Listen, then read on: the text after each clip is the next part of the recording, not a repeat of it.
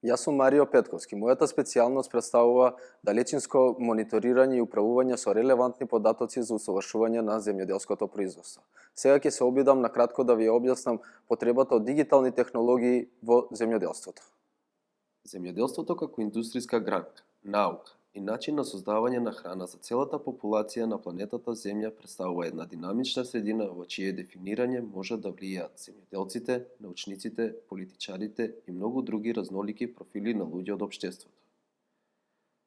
Начинот на кој моментално се произведува храна не бил од секогаш ист, каде што со текот на годините, особено во последните 150 години, земјоделството претрпува огромни измени во смисла на начинот на управување со почвата, културите и самите надворешни фактори.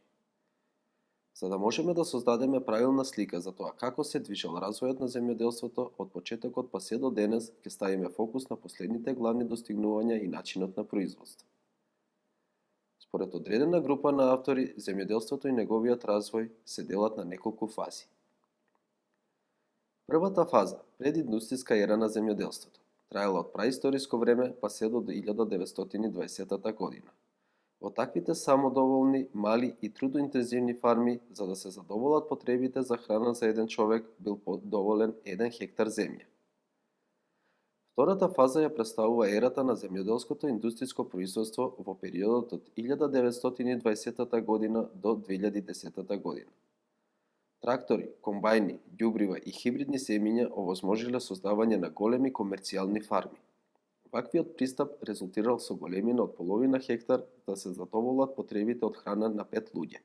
Третата фаза од развојот на земјоделството е веќе започната од неодамна, каде што големи количини од податоци потребни за производство се добиваат преку сателитски системи или преку различни видови на сензори. Главната цел при развојот на оваа фаза е да се пронајдат начини за да се задоволат потребите од храна за 9 милијарди луѓе до 2050 година. Речиси секоја деценија, обемот на земјоделското производство се намалува за 6%, што значи дека за секои 10 години ние имаме помали количини на храна. Важиме за земјоделска земја со над 45% обработлива површина.